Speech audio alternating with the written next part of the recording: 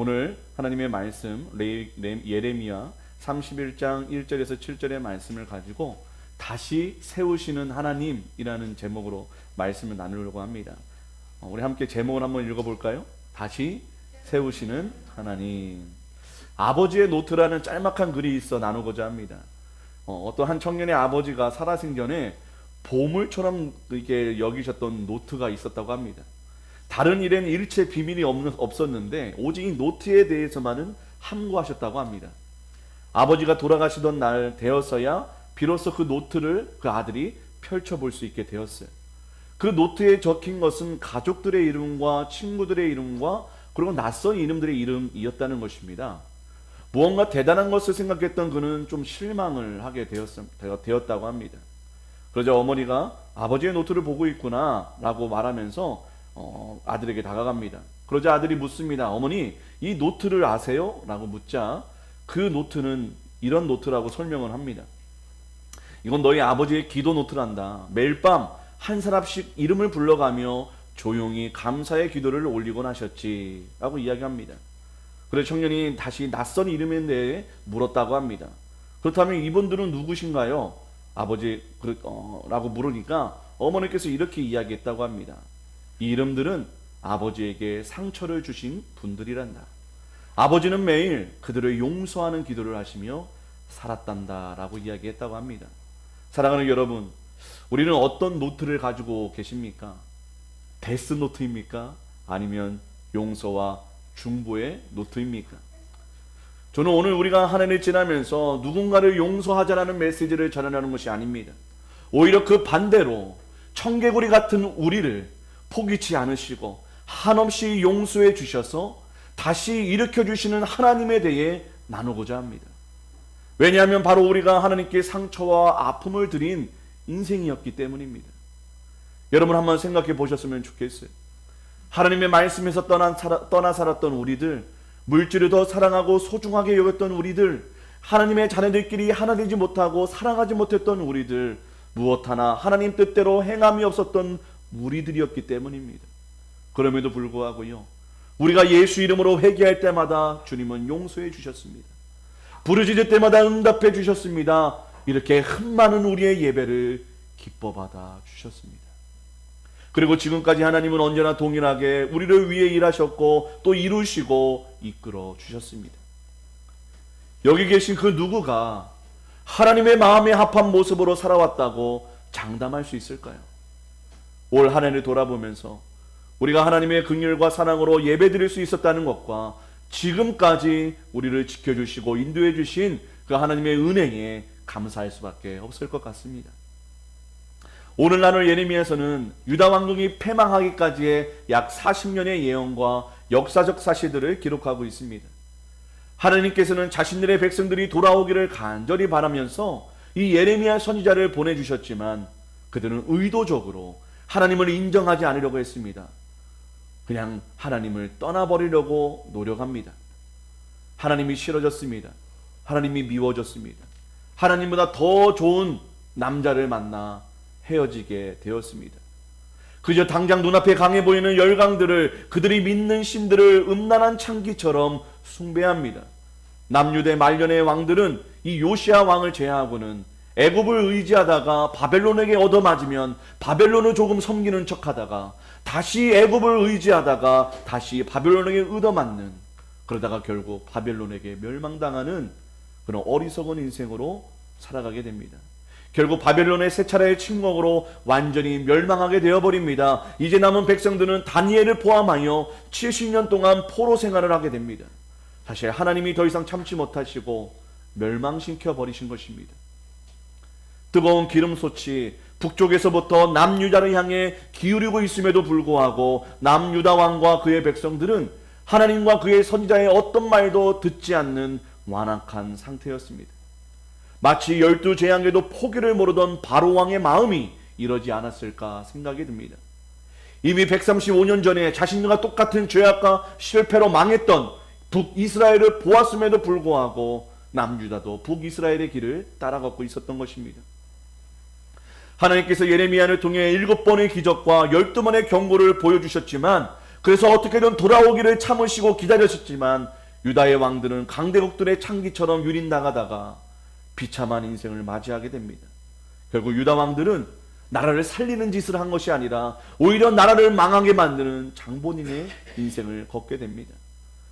결국 오랜 기다림 끝에 그들을 다시 회복시키시고 세우시기 위해 하나님은 바벨론이라는 막대기를 들어서 남유다를 징계하십니다. 남유다는 결국 바벨론에 의해 멸망을 당합니다. 그 말씀이 예레미야서 1장부터 29장의 말씀입니다. 그러나 30장을 시작으로 33장까지 바벨론 포로 생활이라는 징계를 온전히 참아내고 하나님의 말씀에 순종하며 살아남은 그 남은 자들에게 선민으로서의 회복과 구원, 더 나아가 기쁨과 영광이 가득한 나라로 다시 세워주시겠다는 언약을 베풀어 주십니다. 그리고 34장부터 52장까지는 자신들의 백성들을 억압하고 고통스럽게 한 세계 열강들은 미래에 오실 메시아의 심판을 반드시 받게 될 것이고 그것이 이루어지게 될 것임을 예언합니다. 이 예언의 성취를 통해 모든 권력과 제국의 흥망성쇠는 오직 하나님께 있음을 보여주시겠다고 약속하십니다. 그러니 이스라엘은 눈에 보이는 열강들의 힘에 흔들리거나 의지하지 말고 말씀을 성취하시고 세상의 전 주인 되신 여호와 하나님만을 신뢰하고 예배함으로 살아갈 것을 위로하고 도전하고 있는 책이 예레미야서입니다. 우리 예레미야서 다 공부했어요. 여러분, 예레미야의 별명이 무엇인지 아십니까? 잘 아시죠? 뭐죠? 뭐뭐의 선지자? 눈물의 선지자 예레미야입니다. 예레미야서 9장 1절에 보면요, 9장 1절에 한번 눌러주실래요? 함께 읽겠습니다. 어찌하면 내 머리는 물이 되고 내 눈은 눈물 근원이 될고 죽임을 당한 딸 내 백성을 위하여 주야로 울리로다. 예. 그러나 우리는 예레미야의 눈물만을 보아서는 안 될 것 같습니다. 자기 백성을 향한 피눈물을 흘리고 계시는 하나님의 마음이 보여져야만 우리는 이 예레미야서를 제대로 안다 할 수 있을 것 같습니다. 앞서 말씀드린 대로 우리도 이 유다 백성과 다르지 않음을 말씀드렸습니다. 더하면 더했지 덜하지 않는 것이 우리들이라는 것입니다. 그렇다면 우리는 오늘 말씀을 통해 나를 향한 하나님의 마음을 다시 깨닫게 되기를 원합니다. 저는 오늘 하나님을 버린 포로가 된 이스라엘처럼 믿음을 잃어버리고 걱정과 두려움의 포로가 된 우리에게 먼저 손 내미시고 다시 세우시는 그 회복을 부어주실 것을 소망하고 기대하는 마음으로 오늘 이 새해에 이 말씀을 우리가 받들어 모시기를 소망합니다. 그렇게 될 때 오늘 이 배역한 이스라엘에게 용서와 회복의 손길을 내미시는 이 하나님을 우리가 바라보며 우리가 새해에 품게 되는 소망은 무엇일까요? 그 첫 번째로 다시 사랑으로 찾아오시는 하나님을 우리가 기억해야 한다는 것입니다. 다시 사랑으로 찾아오시는 하나님, 그 하나님을 우리가 잊어버리면 안 된다는 거예요. 우리 3절을 한 번 더 읽도록 하겠습니다. 3절입니다. 시작. 옛적에 여호와께서 나에게 나타나사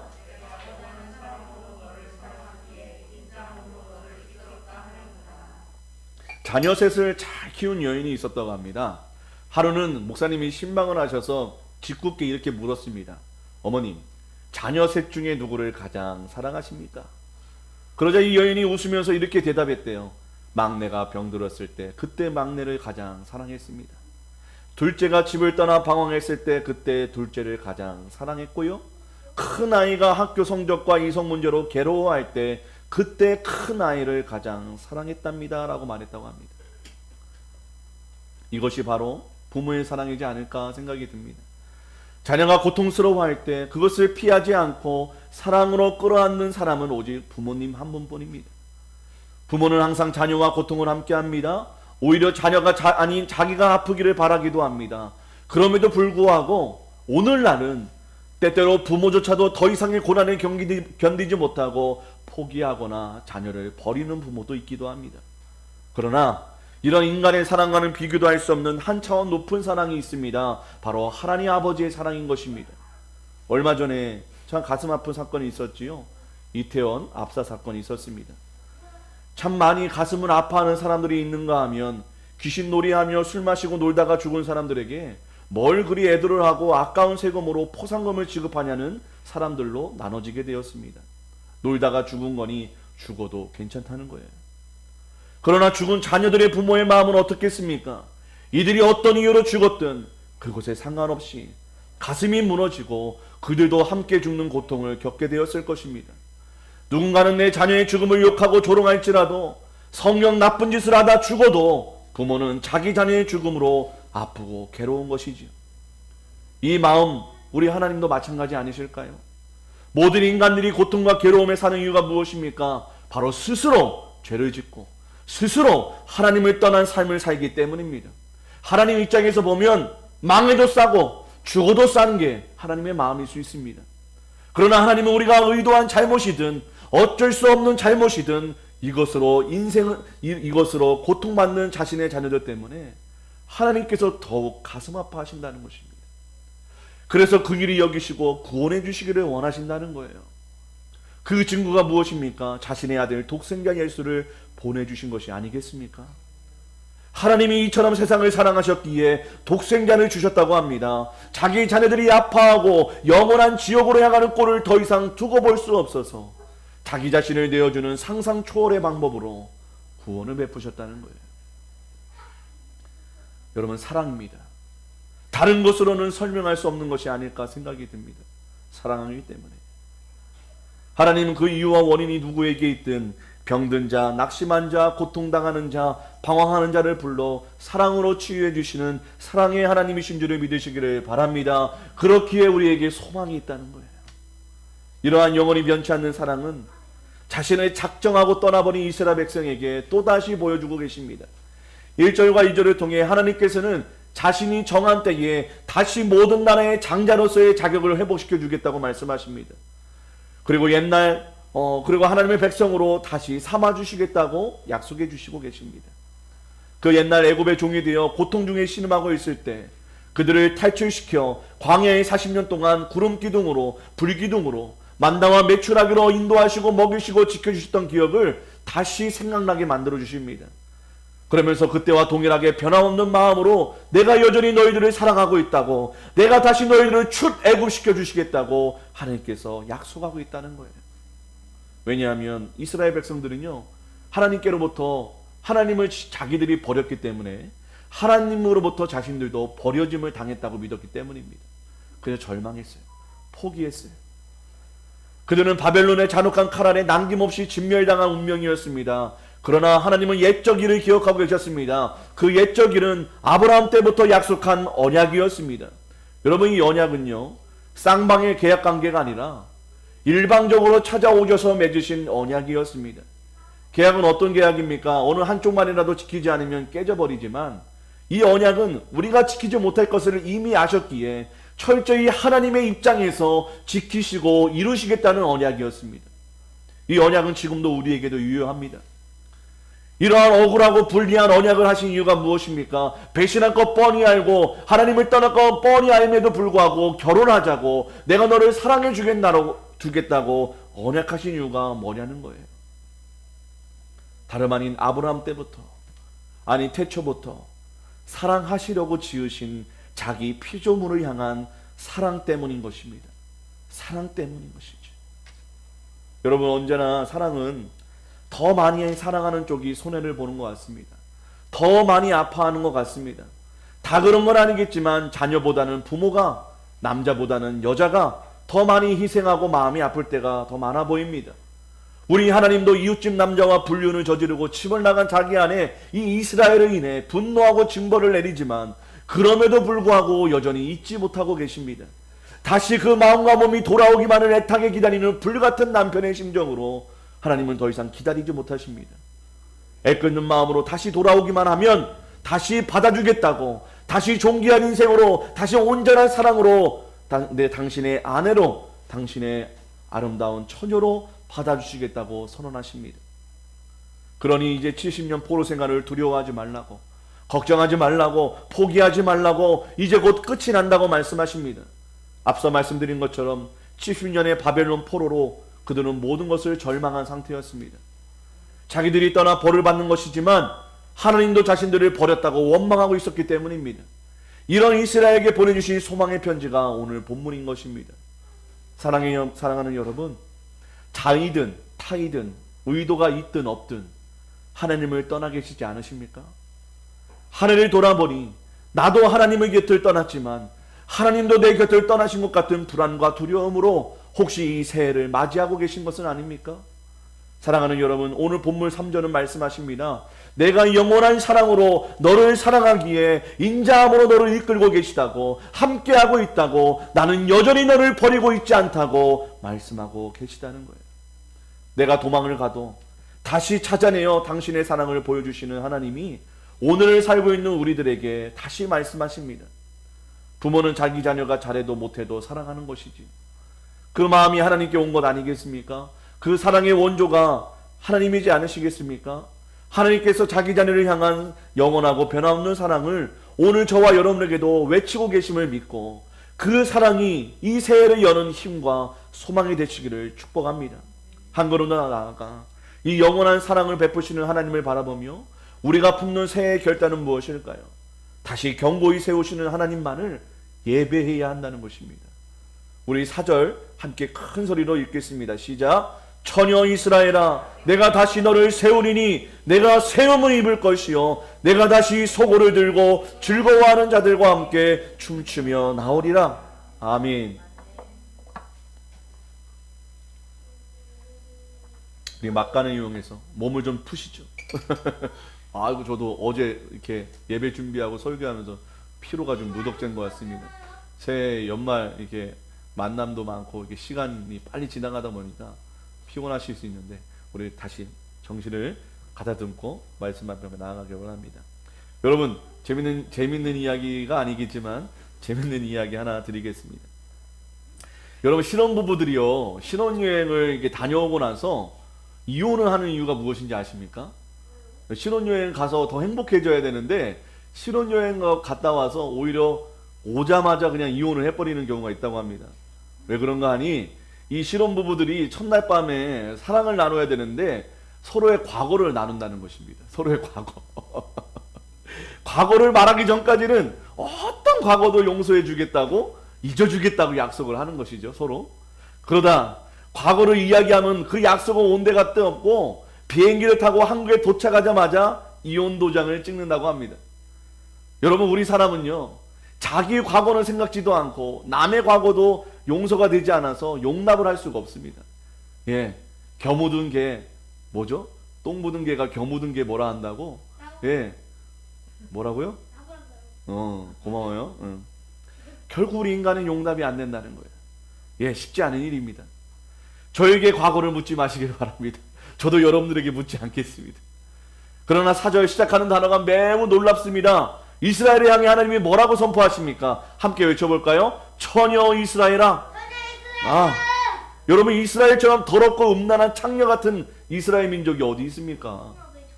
그러나 모든 것을 용서해 주시고 거듭난 존재로 여겨주시겠다는 의미로 처녀 이스라엘아 라고 불러주십니다.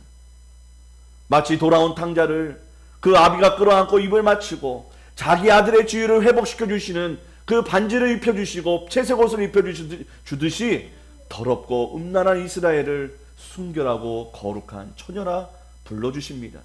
우리 이사야 43장 24절에서 25절의 말씀 함께 읽어볼까요? 이사야서입니다. 시작. 너는 나를 위하여 돈으로 향품을 사지 아니하며 희생의 기름으로 나를 흡족해 아니하고 내 죄짐으로 나를 수고롭게 하며 내 죄악으로 나를 괴롭게 하였느니라. 나 곧 나는 나를 위하여 내 허물을 도만하는 자니 내 죄를 기억지 아니하리라. 하나님께서 자신을 괴롭게 한 이스라엘의 죄를 기억하지 않고 용서해 주셔서 처녀라 칭찬해 주신 이유가 무엇일까요? 배역한 이스라엘로 인해 깎이고 땅에 떨어진 하나님의 영광과 위신을 다시 세우기 위함이었습니다. 지금은 시대가 많이 바뀌었지만 고대로부터 아버지의 위신은 그 자녀들의 위신이었고 남편의 위신은 그 아내의 위신이었습니다. 하나님은 이스라엘로 인해 떨어진 위신과 명예의 영광을 다시 회복하시기 위해 자신의 위신을 회복하십니다. 그 회복이야말로 자기가 사랑하는 처녀 이스라엘의 회복이었기 때문에 그 모든 수고와 모욕과 그 모든 수모와 모욕을 견디고 기억하지 않겠다 말씀하시는 것입니다. 이스라엘에서는요, 결혼 전에 순교를 잃은 여자와 또 유부남과 불륜을 저지르는 처녀는 돌에 맞아 죽어야 했습니다. 어쩌면 이스라엘도 하나님의 진노의 심판으로 진멸당해야만 했습니다. 바벨론이라는 돌에 맞아 죽어야만 했습니다. 그러나 하나님이 그 인생들을 돌에 맞아 죽지 않도록 막아주셨습니다. 안 죽는 것도 감지덕지인데 오히려 왕의 아내로 왕의 자녀의 신분으로 회복시켜 주시겠다고 약속하십니다. 5절과 6절에 보면 그 신문뿐만 아니라 포도나무를 심어 그 열매를 따먹게 하시겠다고 말씀하십니다. 파수꾼이 외치기를 적이 쳐들어온다고 외치는 것이 아니라 함께 하나님께 예배하러 예루살렘으로 나아가자고 외치는 파수꾼이 일어나게 될 것이라고 말하고 있습니다. 이 두 절의 의미가 무엇일까요? 여러분, 이스라엘은요, 이스라엘을 대표하는 나무가 세 가지가 있는데 감람나무, 무화과나무, 포도나무가 있습니다. 그중 포도나무는요, 참 특이하게도 4년째 되는 해에 열매를 맺습니다. 근데 4년째에 맺는 열매는 자기가 먹으면 안 돼요. 하나님 앞에 온전히 11조로 드려야 돼요. 100% 다 드려야 돼요. 그러면 몇 년째에 이 포도나무의 열매를 먹을 수 있는 거예요? 몇 년째? 5년째에. 여러분, 5년째에 포도나무 열매를 먹을 수 있다는 것은 그 땅에 뭐가 없다는 거예요? 전쟁이 없다는 거예요. 그 땅 가운데 노략질하고 공격하고 침범하는 적들이 없다는 것입니다. 완전한 평안을 하나님께서 베풀어 주시겠다는 거예요. 그리고 여러분, 파수꾼은 어떤 역할이에요? 원래 높은 곳에 올라가서 망대에 올라가서 적이 쳐들어오는지 아닌지를 보아야 하는 사람들입니다. 그런데 파수꾼이 적이 온다라고 외칠 게 아니라 뭘 외쳤다는 거예요? 하나님께 예배하러 예루살렘으로 올라가자, 하나님께 나아가자라고 외쳤다는 것입니다. 그 이유는 적들이 쳐들어올 이유가 없기 때문입니다. 우리가 해야 할 것은 적들과 싸우는 것이 우리의 일이 아니라 하나님을 예배하는 민족으로서 다시 우뚝 섰기 때문에 우리는 하나님께 예배하러 나아가자라고 파수꾼이 외치게 될 날이 오겠다는 것입니다. 사랑하는 여러분, 하나님 안에서의 다시 세워짐은 우리의 모든 삶이 완전하게 회복됨을 믿으시기를 바랍니다. 하나님께서 세우시면 그 어떤 악한 세력도 마귀사단도 공격할 수 없고 빼앗을 수 없고 가장 안전하고 평안한 인생, 부유하고 풍요로운 인생으로 세워주실 것을 믿습니다. 아무것도 할 수 없지만 무엇이든 할 수 있는 믿음으로 우리를 회복시켜 주실 것을 믿으시기를 바랍니다. 우리는 이미 예수 그리스도의 보혈로 하나님의 처녀로, 하나님의 자녀로, 하나님의 의인으로 불림받는 자들입니다. 이 구원의 은혜로 내가 예수님의 신부이며 하나님의 자녀 되었음을 기뻐하고 감사하시기를 바랍니다. 그분을 예배하고 나를 음료로 유혹하는 세상에서 돌아서시기를 바랍니다. 왜냐하면 신부는 그 신랑이, 자녀는 그 부모가 보호하고 사랑하고 책임지기 때문입니다. 처녀 이스라엘로 회복된 신부 이스라엘의 손을 신랑 되신 하나님이 붙잡고 걸어가 주시듯 죄인에서 의인으로 거듭난 우리의 손을 우리 주 예수 그리스도께서 붙잡아 주시고 이끌고 계심을 믿으시기를 바랍니다. 우리가 할 일은 그 예수님의 손을 잡고 내 길 가려는 고집과 욕심이 아니라 그를 신뢰하고 의지하며 그분과 대화하며 그가 가려는 길을 기쁨으로 함께 걷는 일만 남은 것입니다. 나를 신부 삼아 주시고 내 손 잡아 주시는 예수님을 우리 모두 전심을 다해 사랑하고 예배하고 찬양하시기를 주님의 이름으로 축원드립니다. 그가 우리의 인생을 세워주시고 복의 복을 더하여 주실 것입니다. 마지막으로 다시 회복해 하신 하나님을 늘 찬양하고 말해야 한다는 것입니다. 우리 7절 함께 읽겠습니다. 7절입니다. 시작. 여호와께서 이같이 말씀하시니라. 너희는 여러 민족의 앞에 서서 찬양하며 말하라. 여호와 주의 백성 이스라엘의 남은 자를 구원하소서 하라. 여러분, 하나님께서 인류를 창조하신 첫 번째 목적이 무엇입니까? 바로 자신이 지은 피조물의 찬양을 받기 위해서라는 거예요. 네. 알았어. 빨리 끝날게. 그러나 죄로 인한 타락 이후로 우리는 우리 자신을 찬양합니다. 나무와 돌로 만든 거짓 우상을 찬양하는 인생으로 타락하게 되었습니다. 그렇게 되다 보니까 우리의 삶의 이유와 목적은 길을 잃어버리게 됐어요. 삶의 기쁨과 행복도 사라지게 되어 버렸습니다.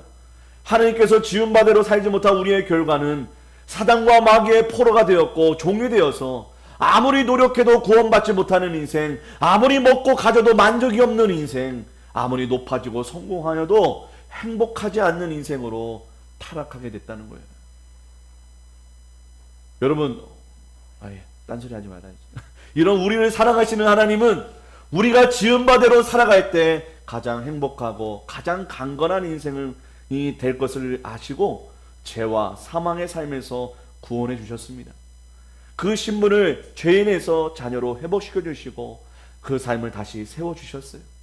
자녀들 우리는 다시 하나님을 찬양하는 본업으로 돌아와서 마음껏 하나님을 찬양하고 전파하고 말하는 삶을 살게 된 것입니다. 우리의 노력이 아니지요. 하나님의 열심입니다. 그렇게 우리는 그분을 그가 하신 일을 기쁨으로 찬양해야 하는 것입니다. 다시 이사야서 43장 말씀인데요. 우리 함께 말씀 읽겠습니다. 이사야서 43장 18절에서 21절의 말씀 함께 읽습니다. 시작. 너희는 이전 일을 기억하지 말며 옛날 일을 생각하지 말라. 보라, 내가 새 일을 행하리니 이제 나타낼 것이라.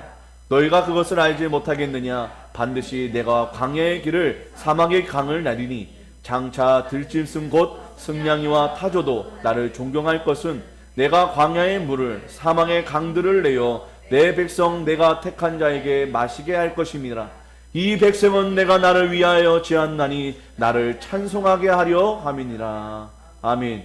사랑하는 여러분, 더 이상 이전 일로 과거에 사로잡혀 슬픔과 절망을 노래하지 마시길 바랍니다. 이제 내 삶에 새 일을 행하신 하나님을 찬양하고 그분의 사랑과 행하심을 전하고 자랑하는 처녀 이스라엘, 하나님의 백성, 하나님의 자녀로서의 삶을 살아가시기를 바랍니다.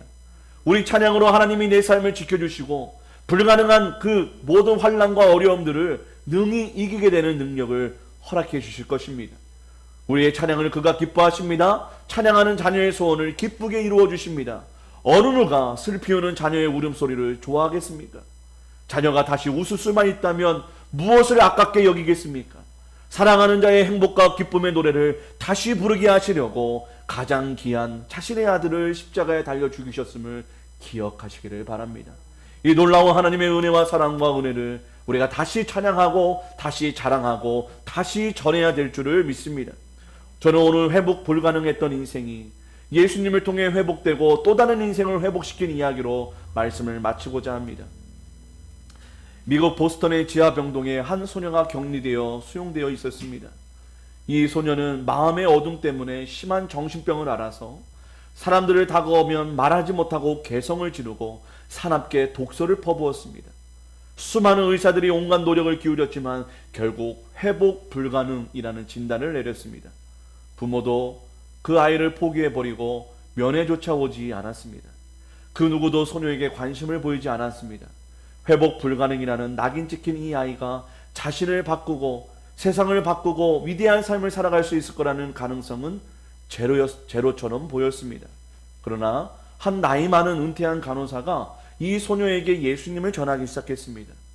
부모조차 포기한 아이였지만 이 늙은 간호사는 6개월 동안 끊임없이 주님의 사랑을 전했습니다.